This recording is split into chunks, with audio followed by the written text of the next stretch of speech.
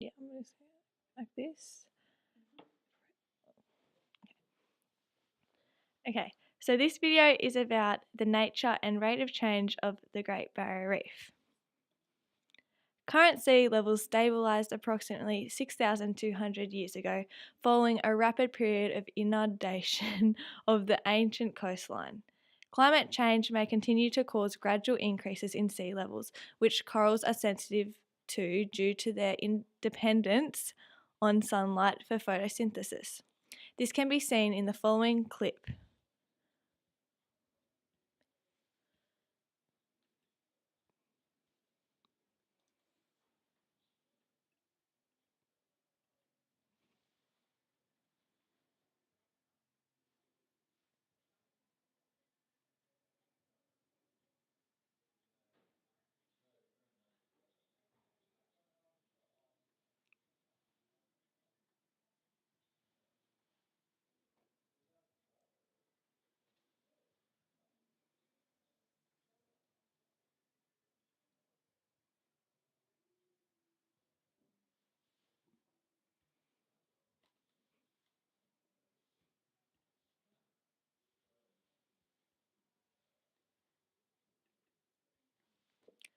Outbreaks of crown of thorns starfish are increasing, particularly with the removal of its natural predators, including crabs and parrotfish, due to overfishing.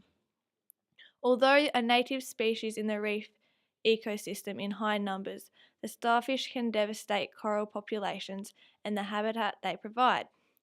Over the last 30 years, it is estimated that 50% of coral reef cover has been lost, and over half of this is attributed to the crown of thorns starfish.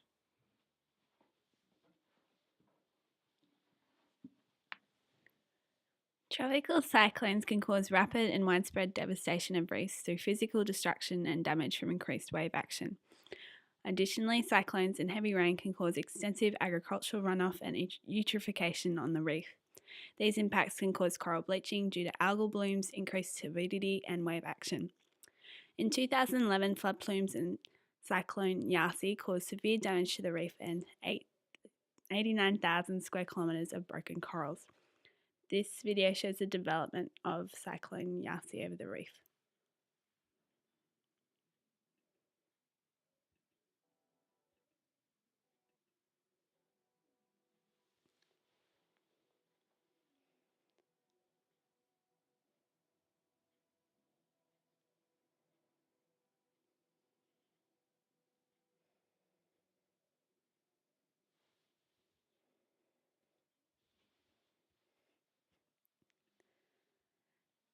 And that shows the difference in the original coral reef and then the coral reef after the cyclone, and caused extensive damage of both the habitat and the corals themselves.